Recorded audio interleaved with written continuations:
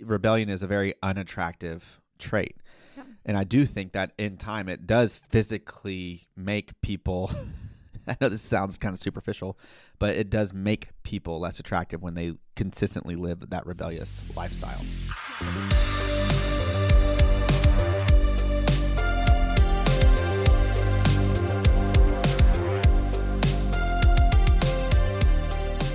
Hi, and welcome to the Biblically Centered Podcast. Hello. Episode 10. Yes. Yeah. Woo! Moving out of those single digits. Into the double digits. Yeah. That's exciting. Yes. My name is Johnny Jordan. This is my wife, Danica. Hello. We're happy to be here post-Thanksgiving. Yes. This is our first episode after Thanksgiving. At least recording after Thanksgiving. Yes. So just real quick, hit us with our mission statement. Sure. Biblically Centered equips your family with knowledge and conversations for you to live and defend your Christian faith. Awesome. Yes. So we are moving on to Virtue I today. Yes. This podcast goes through the 26 virtues that Biblically Centered is centered around. Yes. And so today, is Virtue I, which we'll get to in just a second. But like I said, this is our first episode after Thanksgiving. Mm-hmm. So we had a good Thanksgiving. Yeah, I would say so. We hosted. What were your takeaways? My takeaways was food was dialed in. Yeah. Excellent. I would have put most of our food, if not all of our food, against. Is wonderful. Yeah. It's wonderful what following Joanna Gaines' green bean casserole recipe can do. Okay, let's talk about Joanna Gaines. Okay, because she's kind of a conundrum to me. I haven't Googled this, so I don't know the answer. But how is she a home remodeler with her husband, Yeah. and also is a chef who has enough original recipes to create an entire cookbook? I don't. They're probably not all original. That's what I'm saying. They're probably not all original, are they? No. They're probably just slapping her face on someone else's recipes for selling. It's like ghostwriting. I don't like it. Just I don't like it. Some of them there are stories and they are personal to her, and then some of them are like, here's a great recipe for No, this. what they did is they wrote a recipe book. They sent it to her and they said, make up stories about each one of these recipes. And she's like, well, my grandfather before he died taught me his green bean recipe. She doesn't have a blurb between every. Only the ones that she could come up with something.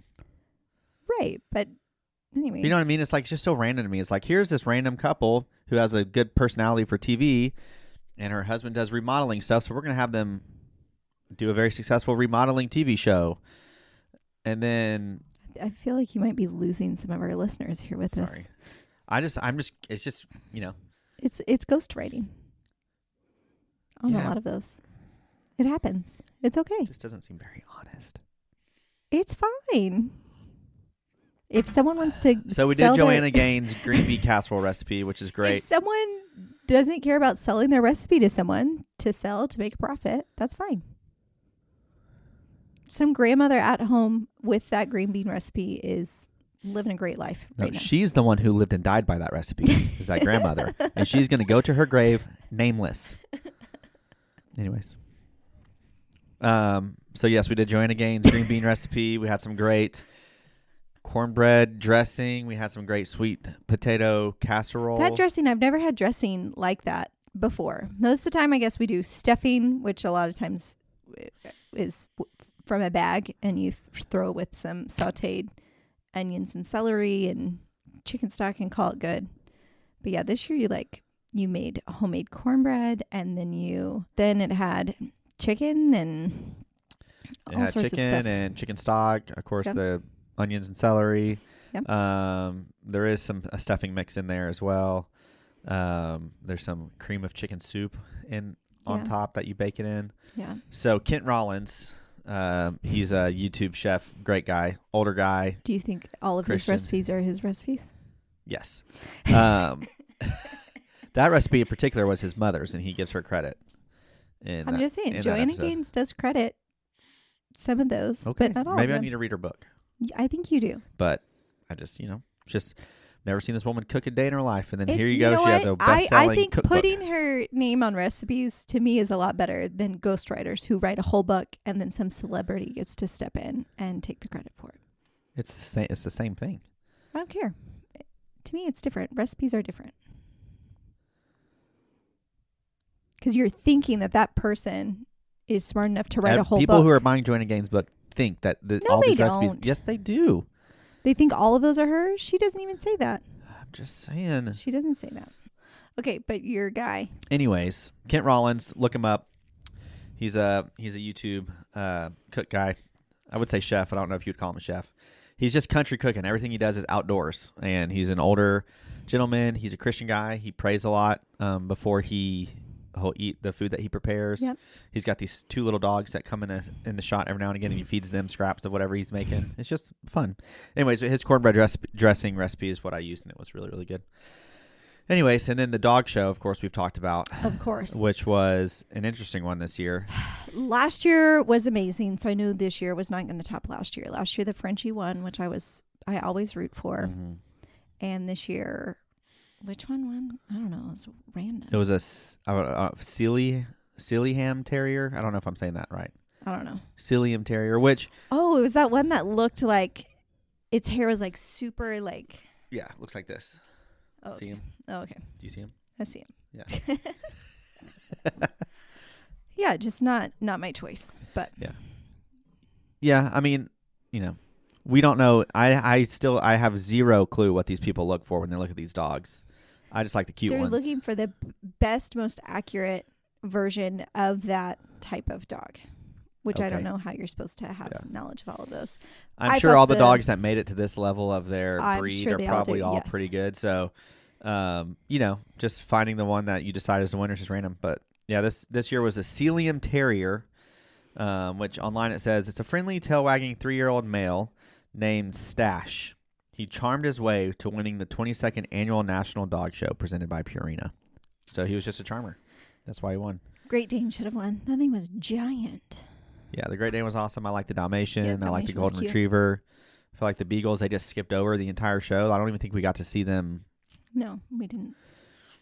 So I drum at our church. You know this, but for the people at home, I'm on the worship team at our church. I do know this. Yeah. And the Sunday before Thanksgiving, we were in the kind of the green room band area hanging out, and our worship pastor asked us what we look forward to the most at Thanksgiving. We were doing kind of like a this or that, and it was the parade and dog show or football.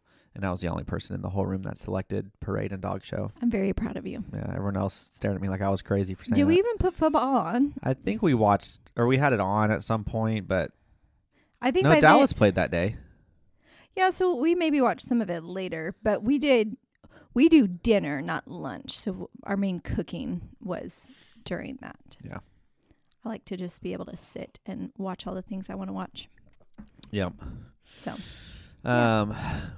So lots of opportunity in Thanksgiving. You have, a lot of the people you have either going to see family or you have family coming to see you. And there's a lot of different people in your home, a lot of different environment in your home, different, dynamic in your home with a lot of different people. So, sometimes parent or kids can feel like they have license maybe to act up a little bit, but that's why we got to bring them back to Virtue I. So you want to go ahead and read Virtue I for us?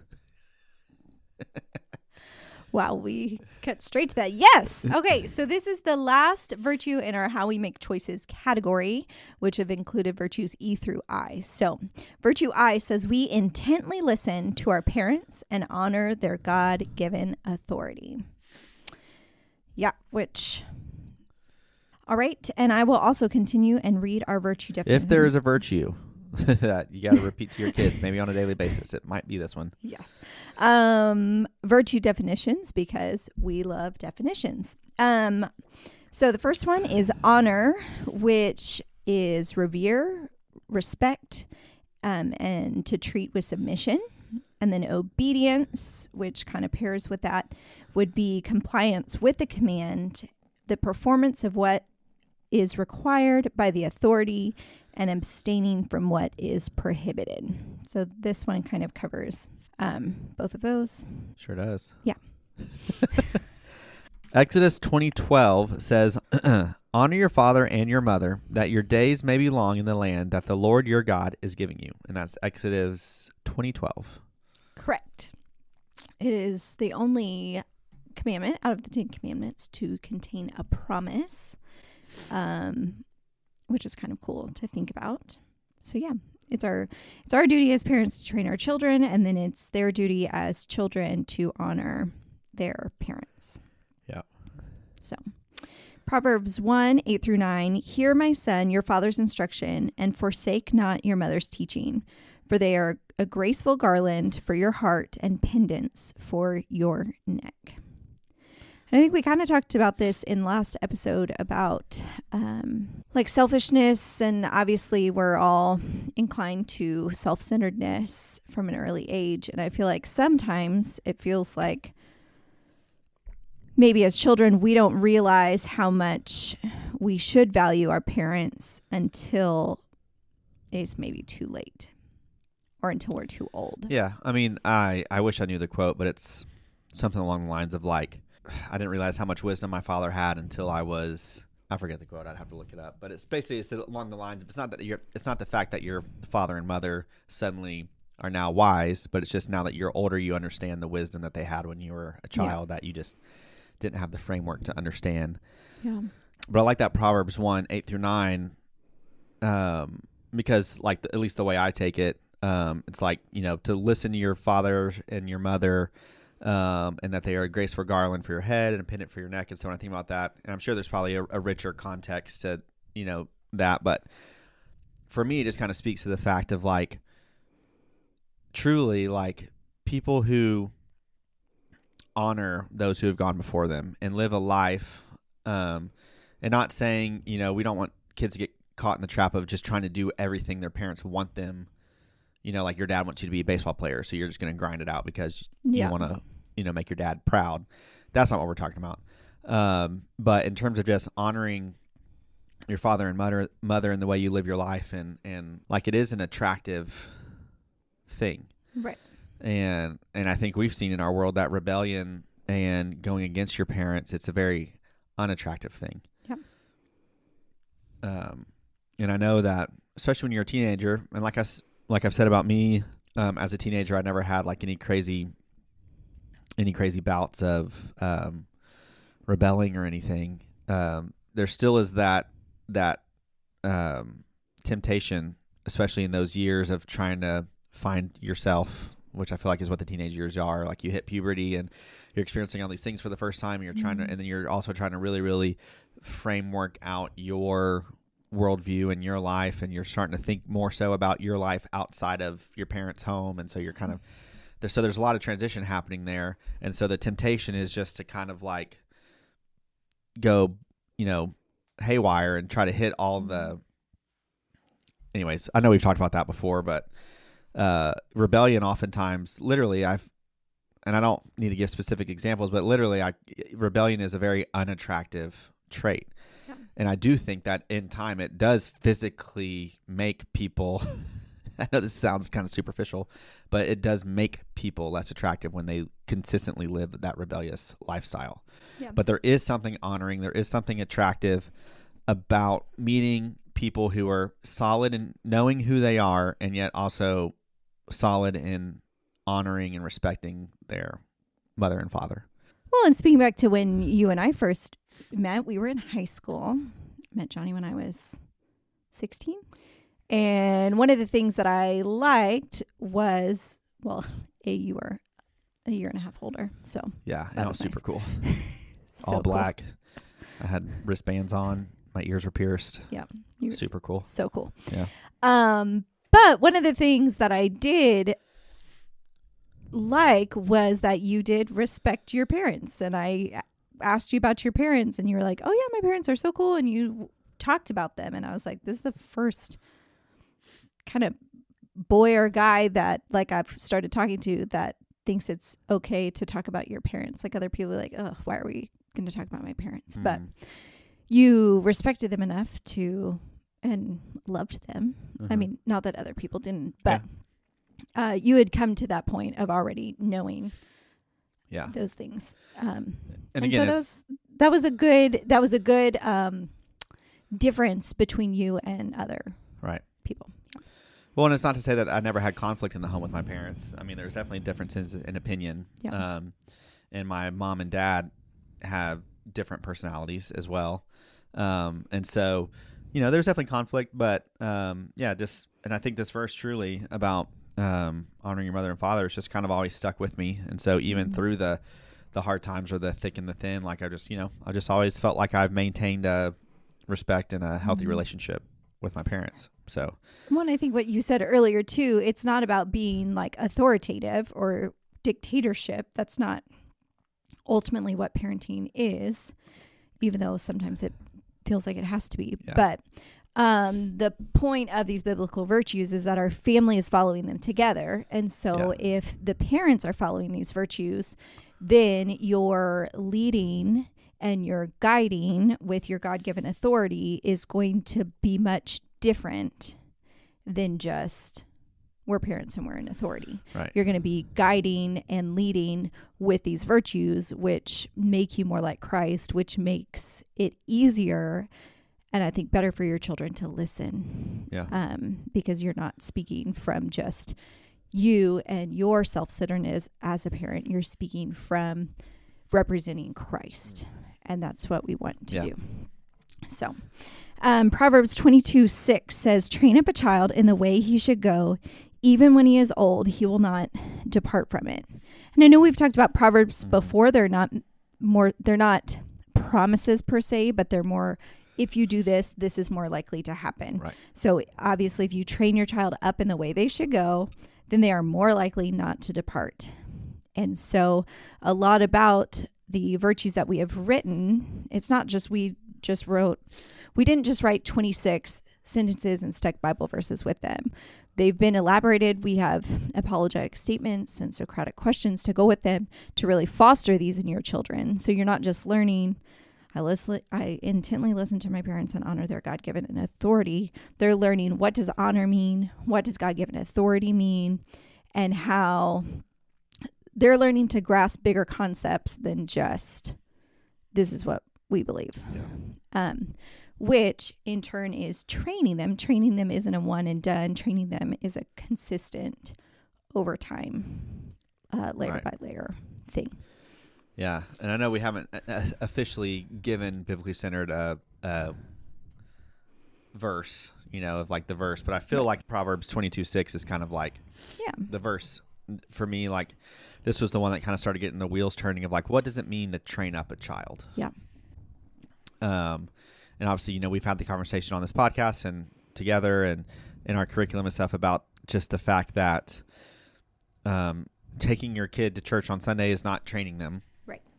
There is immeasurable amounts of benefits to being committed to a church family, but it does not take the mantle of training your child. Right. That's on the parents. And so it's just important for us, and that's why we developed Biblically Centered, is that we wanted to give ourselves the resources and the roadmap and the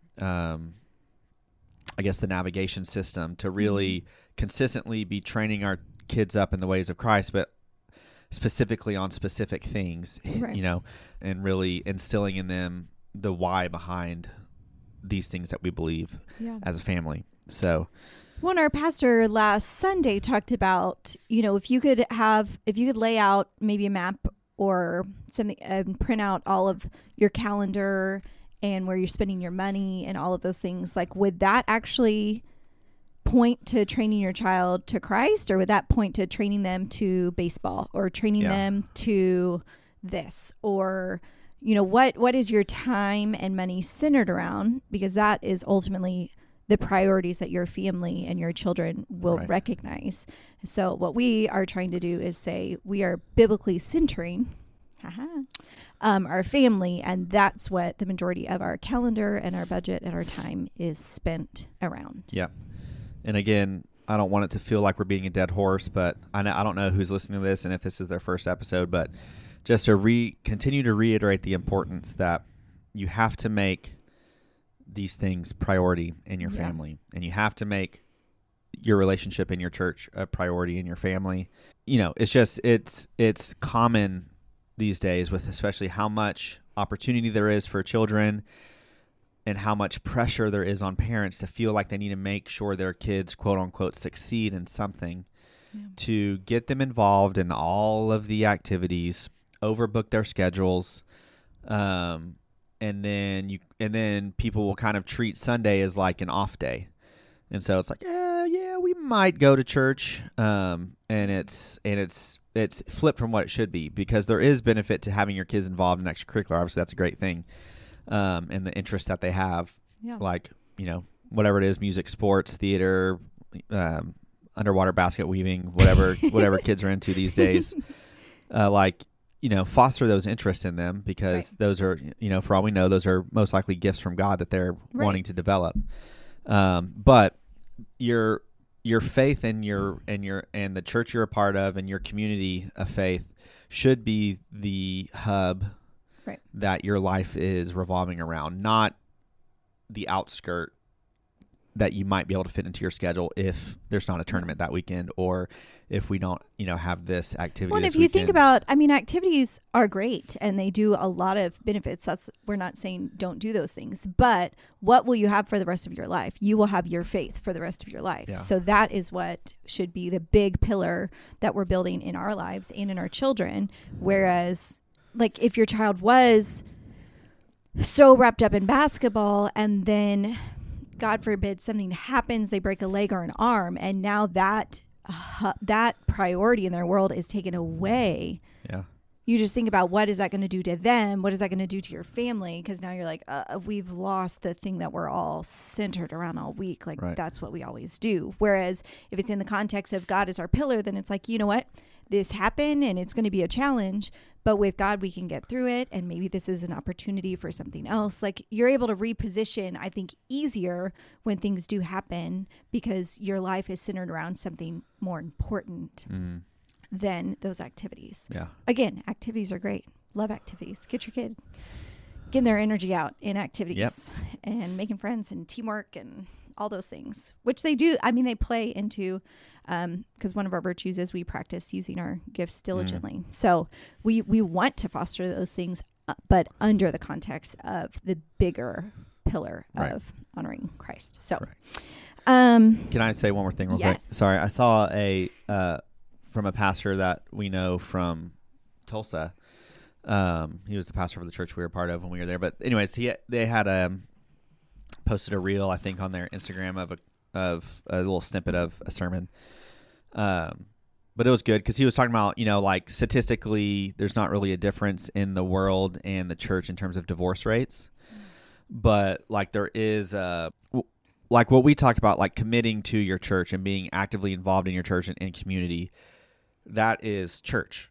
But, you know, there's plenty of people who maybe attend church once a month, once a quarter, but they're still considered these in, you know what I mean, in those divorce rates of. Right, correct. So I think it's a little bit of a skewed, because, like, if you're in a church, like that church, for instance, very culture heavy, like very community heavy, like a lot of the people who are there have been there for a long time and are very, very intertwined in each other's lives.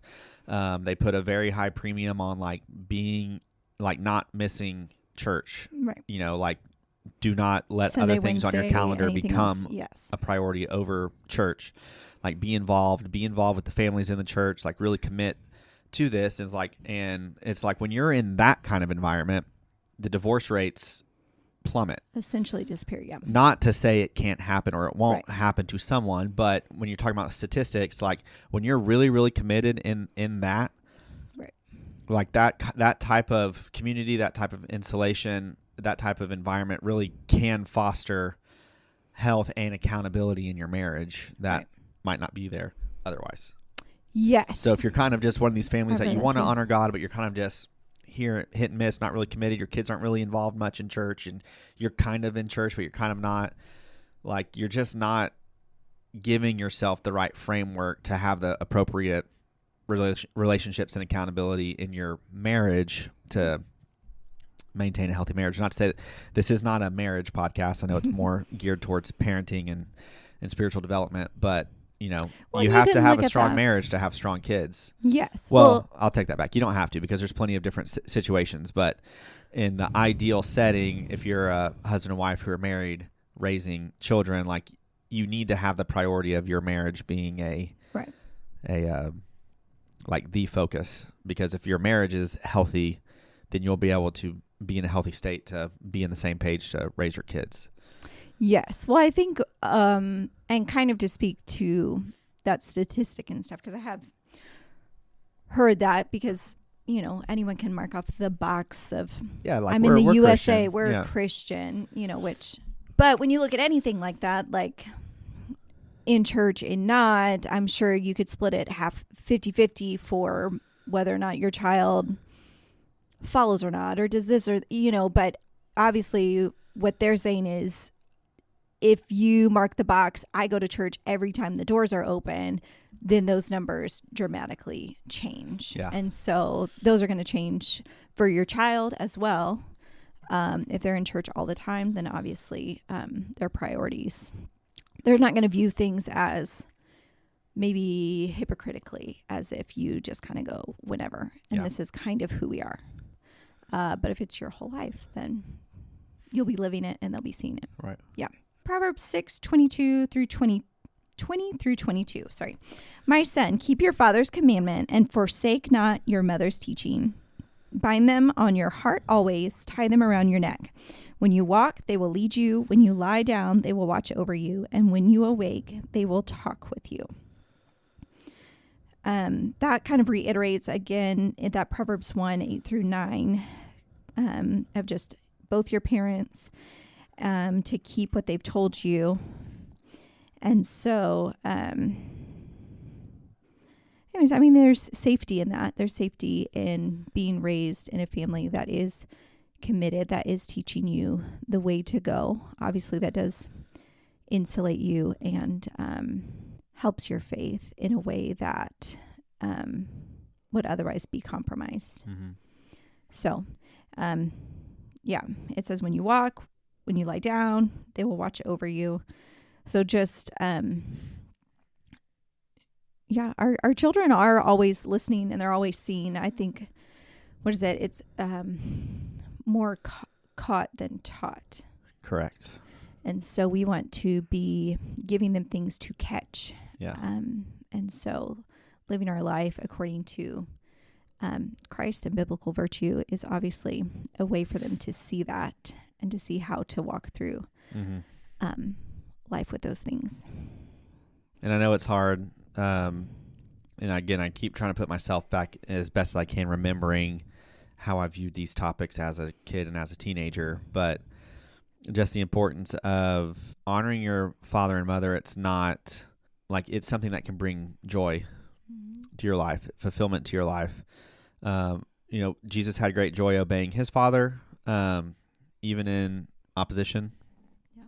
And so, it's not always fun to honor your mother and father, but it really does provide a certain sense of health into your relationships and your spiritual health, especially as our kids continue to get older and start to really, because we kind of have all of our kids are relatively young. Our oldest is 7 currently.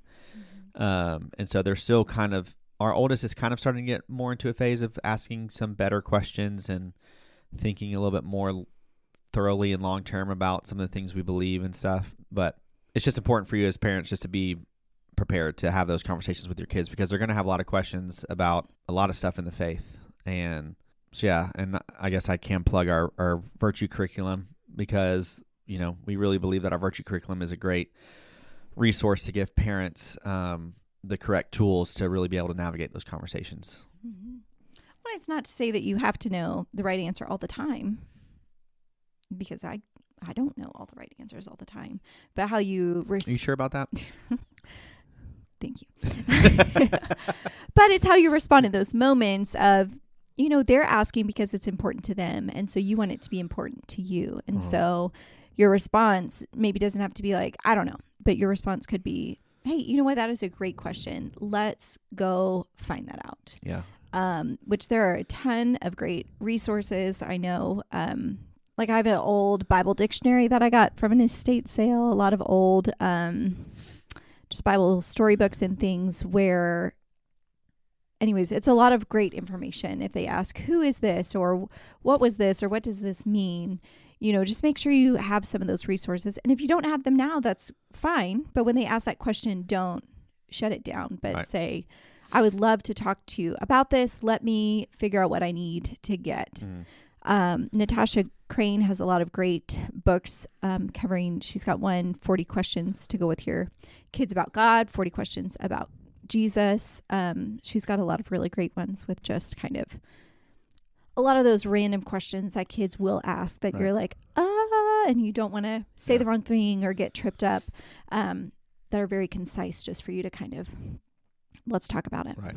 And there is an aspect of that. It's kind of like it's not a this or that. It's a both and scenario where it's like, because we do believe also that the Holy Spirit will give you, correct, the right things to say or the right direction to take in a conversation, but don't just solely rely on that and then not be filling yourself with the word also, because oftentimes when the Holy Spirit gives us the words to say, if you have the word hidden in your heart, then so oftentimes the words that get brought up will be scripture. Yeah.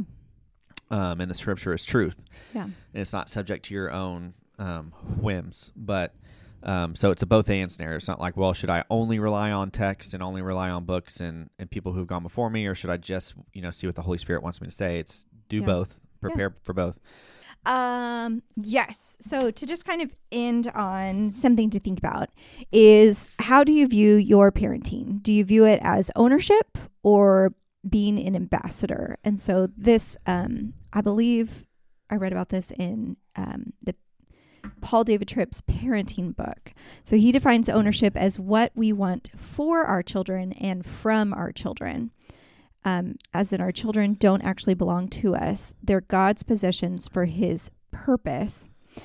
And then being an ambassador is faithfully representing the message, methods, and character of the leader who has sent him. What does God in his grace have planned to do through us in our children?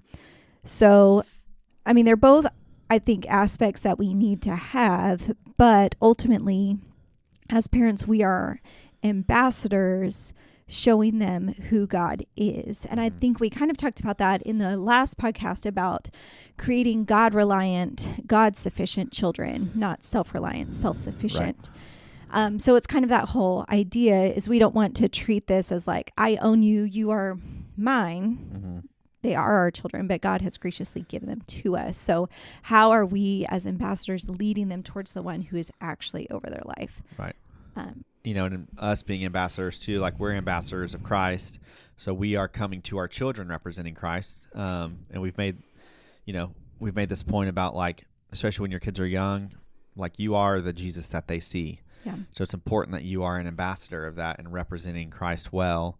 And then also stewarding your kids wisely and developing in the things of the faith so that their influence can be multiplied in the earth. And, because we truly believe, like, God has a purpose for us and for our children.